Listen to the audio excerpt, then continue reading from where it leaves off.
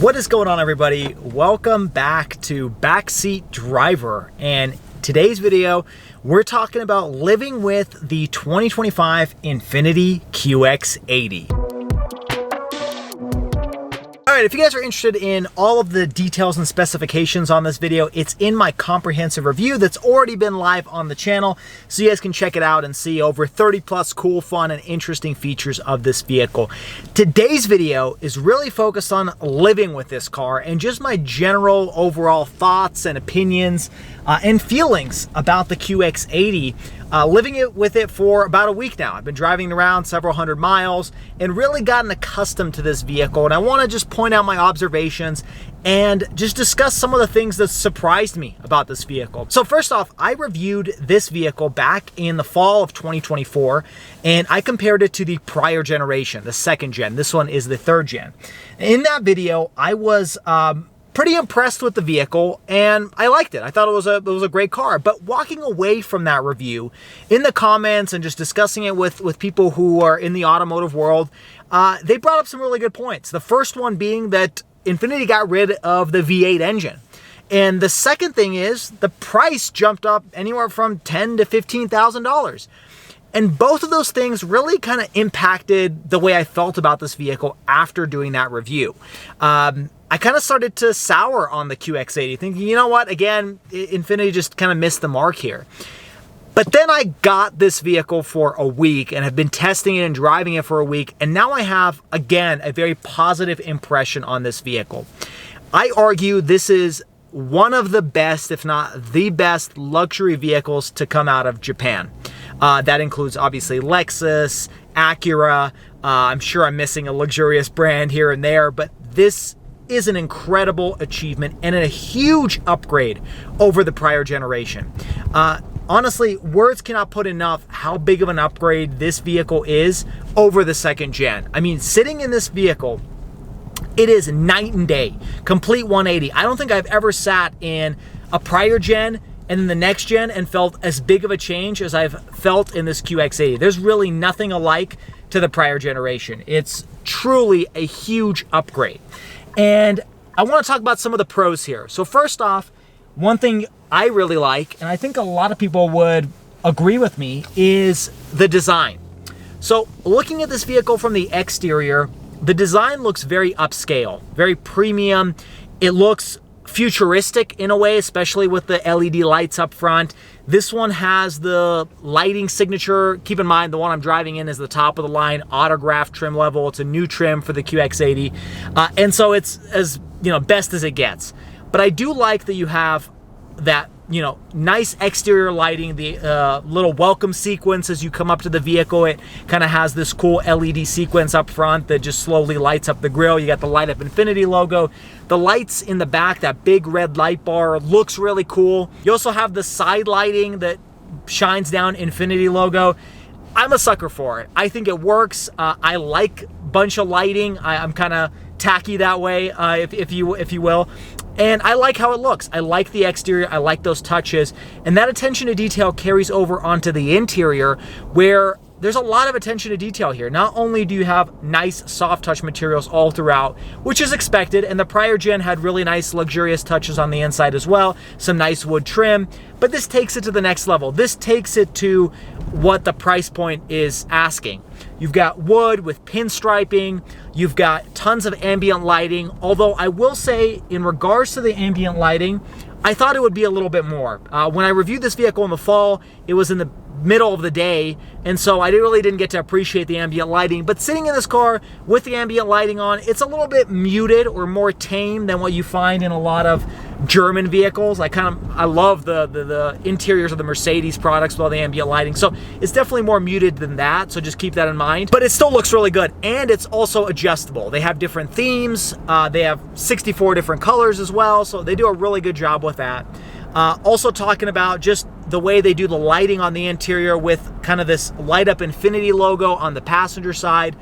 In regards to more attention to detail, I love how they've integrated this cool background to the software, where if you're driving in daylight, it's got a certain color or glow to the background. If you're in the middle of the night, it's kind of got this starry theme. And then if you're up at 5 a.m., which I sometimes or oftentimes am, it has this kind of dawn-like background. It's kind of hard to describe without actually sitting in the vehicle and experiencing all the themes that they have in the background. But all of those things are really good attention to detail, and I think the interior design, they really nailed it. They did a great job, and again, massive improvement over the prior gen. I keep knocking the prior gen because it was a vehicle from the late 2000s, if you really think about it, and the interior showed that.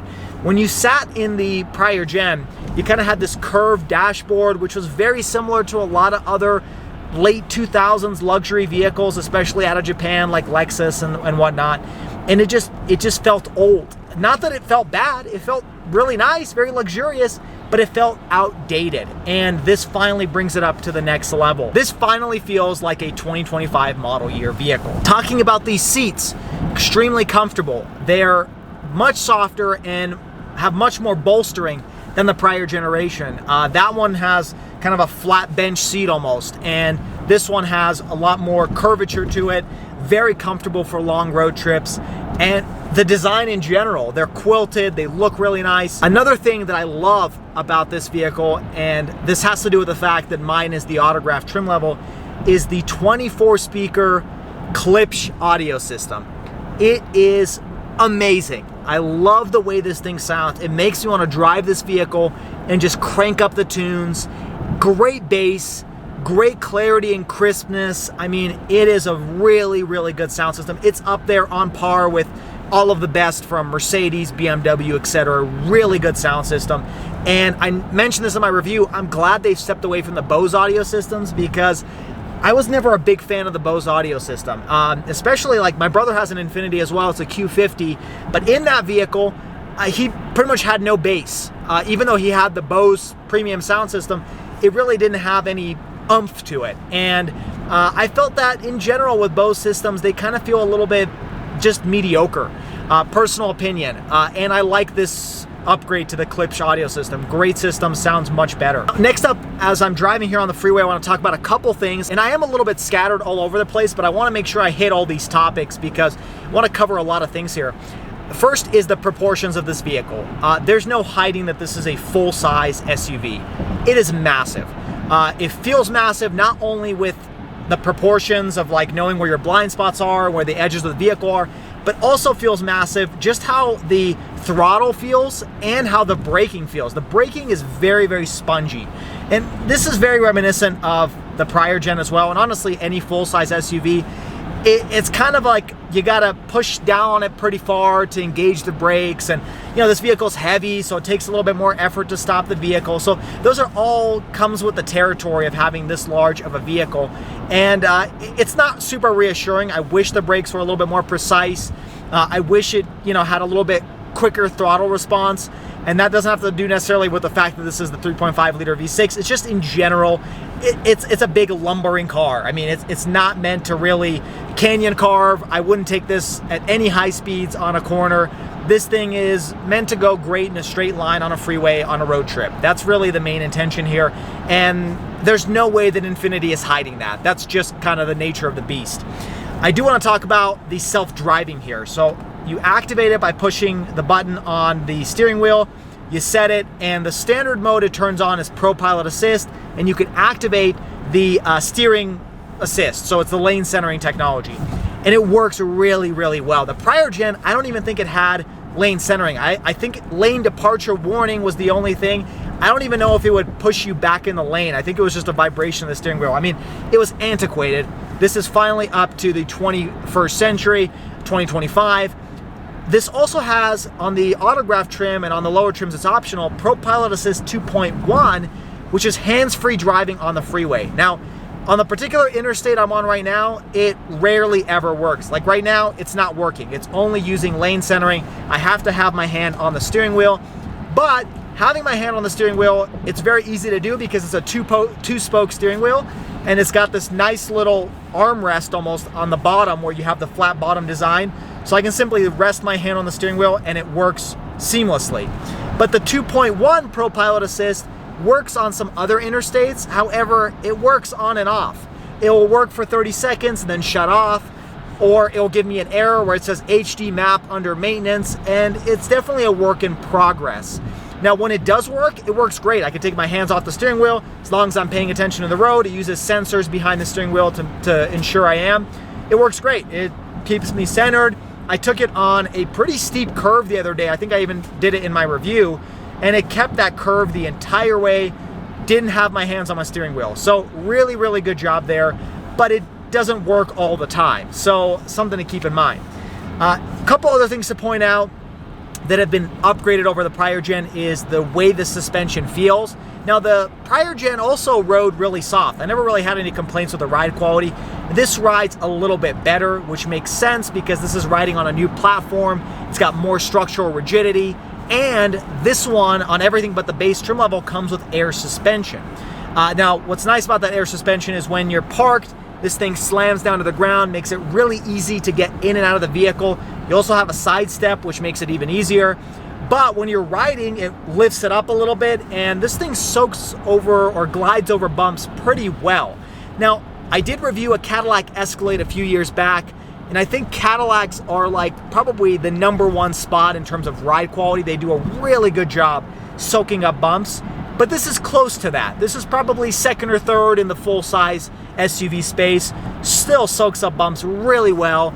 Sound quality is really good as well. Like right now, I'm driving at 70 miles per hour on the freeway, and you can probably hear me just fine. I could talk to passengers just fine. And honestly, I haven't even noticed the sound quality or sound deadening inside the cabin because I crank up that Klipsch audio system every time I'm inside the car. So it's pretty much negligible on whether this blocks out exterior sound because that audio system is so good. Now, the next things to discuss are the issues that people have brought up, right? The engine not being a V8 and the pricing. So in regards to the engine, it's a hot take here. I honestly couldn't tell you that this is not a V8 engine. And I'm saying this in the most genuine way and in the most often used situations of this vehicle. What I mean by that is in city traffic or in just regular accelerating on the freeway where you're going maybe a quarter or halfway down on the throttle, you really can't tell that this isn't a V8. The prior gen, you couldn't really hear the V8 sound unless you were standing outside the vehicle because the car was pretty insulated. It's not meant to give you that V8 growl like a muscle car. And honestly, it sounds almost identical to this 3.5 liter V6. You can't really tell that it's not a V8. The only time you can tell is when you're doing wide open throttle and you're trying to accelerate from 0 to 60, you're gonna notice a little bit of a lag on the front end, which is because this is a 3.5 liter twin turbo V6. That's why you have that lag. So that's really the only scenario where you're gonna run up against that potential issue of, oh, it's not a V8. Otherwise, you really can't tell. It's plenty quick. It's a really powerful engine, even despite the fact that it's missing 2 cylinders. On paper, this has more horsepower, more torque. 0 to 60, oddly enough, is about the same, in fact, a little bit worse, which is a little bit odd. I think that has to do with the extra weight that this vehicle has over the prior gen because of the additional tech, the additional safety features. But from that standpoint, the fact that this is lacking a V8 is almost negligible. It really isn't. A V8 doesn't necessarily make this car amazing, right? It's not like a muscle car needing a V8. It's a big, large SUV. Would a V8 be nice? Yeah. Without the V8, is it fine? Yeah. Like I don't see that as really the sticking point to not liking this vehicle.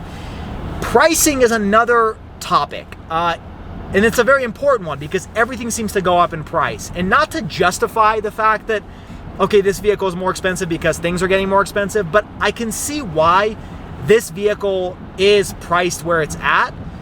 I couldn't see why the prior gen was priced where it's at. And what I mean by that is I reviewed a 2022 model year and it was priced at like $90,000 or high 80s. I didn't see why that vehicle was priced at $90,000. It did not seem like a compelling bargain when you could either get a slightly used Escalade or go for a Lexus LX or whatever have you that would have so much better technology and just be up to the 21st century standards. Whereas that vehicle, I felt like was maybe fair at $60,000 or $65,000.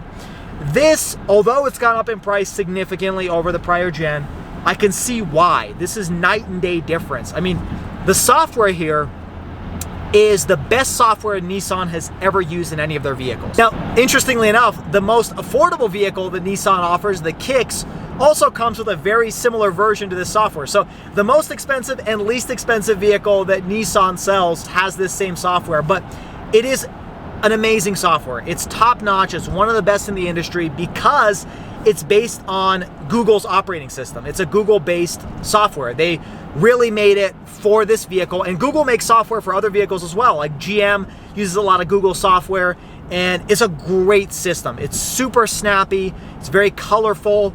It's got similar features like a smart home device where you can ask it questions about just regular, information that you want to know. You can have it regulate different things in the vehicle, in the cabin. And you've got wireless Apple CarPlay and wireless Android Auto. Finally, something Infiniti has been lacking for years at this point. This Infiniti has it. I also love the cool little, I would call them gimmicks, because I don't know how often you would use it, but with the 360 camera, you can do this 170-degree wide open view of the front of the vehicle so that you can kind of see what's coming at you left and right. Are you really gonna use that? Probably not, but it is a cool party trick to show off to your friends. And similar to that, you have the interior camera that will kind of just show off what's going on inside the cabin, so you could, I don't know, take selfies or do karaoke cam. I don't know what the reason is to have an interior camera, but this vehicle has it. Again, those are the kind of little party tricks that you kind of expect from a vehicle that's over $100,000. So again, not trying to justify the price, but I can see why this thing costs the $100,000 or so price point, and you can still get some less than that when the prior gen was 80 grand. Like, it is a huge upgrade over the prior gen. And in a way, I am kind of justifying the price point because it is on par with the competition. Cadillac's at least this price, if not more. Same with the Lincoln Navigator, same with really anything from Mercedes. I mean, honestly, you're looking at the same price point. And I gotta say, the feature set here is pretty on par with the competition. And that brings me to kind of one of my final points here, and that's the fact that I think this vehicle, along with some others in Nissan's lineup, is one of the reasons why Honda really wanted to acquire Nissan. When I first heard about the news, I was like, I don't really understand what Honda is getting out of this acquisition. And driving this vehicle now, seeing the software, seeing how well they can execute when they focus their resources on a specific product, I can see why they would want some of these vehicles within Nissan Infiniti's lineup. So I think the three main vehicles they were looking at was the Armada and the QX80, which are twins of each other, and the Nissan Frontier. The body-on-frame vehicles are really the cars that Honda was probably looking to acquire with this Nissan acquisition, which may still end up happening, although currently, as of today, it's been broken off. But I think those are the best vehicles Nissan and Infiniti have to offer, are the body-on-frame vehicles they have, because Honda doesn't have any of those. And this would be a good asset to have in Honda's lineup and Acura's lineup. Having this large, full-size vehicle that competes with some of the best, and seeing how much they've improved this car, I can kind of see the rationale there. That also kind of hints at something that goes back to the price aspect of things, and that is that, you could pretty much get maybe 70% of what I'm sitting in today with the cousin of this vehicle being the Nissan Armada. There is a new Nissan Armada coming out, and from the exterior, it doesn't look as luxurious and as premium, but it still looks really nice. And on the interior, it still has tons of leather-wrapped surfaces. It still has dual 14.3-inch touchscreens. I don't think it has the fancy wide 170-degree camera, but you don't really need it. And it's probably missing a few of these super ultra luxurious features, but if you're okay with not having some of those things and not having the brand cachet of owning an Infiniti, the Armada will probably get you majority of what you want for arguably, I don't know, at least 60, 70% of the price point. So you can save a couple bucks and still drive around in an incredible vehicle. And I'm sure it's going to drive almost as good as this one. If it has the air suspension, it'll probably drive just as good. So there's a little cheat code for you if you guys really are wanting something like this, but don't want to fork out $90,000 to $115,000. Now, last 2 points I want to make is it's getting pitch black outside, so apologies for the lighting here. That has to do with the issues or minor nitpicks I've had with this vehicle over the week of driving it. The first one is Bluetooth issues. So a couple days ago, I was driving this vehicle. I've always had Bluetooth turned on, Android Auto, wirelessly streaming, and for whatever reason, it just was not hooking up to this vehicle, was not connecting. So I had to delete the device from the vehicle and then reconnect, and then now I haven't had any issues with it, but some minor Bluetooth issues. Also had a minor issue with the camera system. So I was pulling into a tight parking spot, put it in reverse. For whatever reason, the camera system didn't turn on. I tried clicking the camera button, again, no success. So I ended up parking in a different spot, and then all of a sudden the camera system turned on. So I don't really get why there's this little gremlin, but for some reason the 360 camera didn't turn on when I put it in reverse. Next issue, in the mornings when this vehicle has been sitting out for a while, when I turn this car on, I have to hold the start-stop button down until this thing cranks up. And sometimes it almost sounds like it's not going to crank up. So it almost seems like the battery is kind of low. I mean, I'm sitting in a vehicle that has 5,400 miles. It's a pretty new battery, and it just sounds like it struggles in the morning. And mind you, the mornings here haven't been as cold as they used to be. I mean, we're probably talking in the 30s. So it's not like this is in frigid Arctic temperatures, but for some reason the car kind of struggles to start.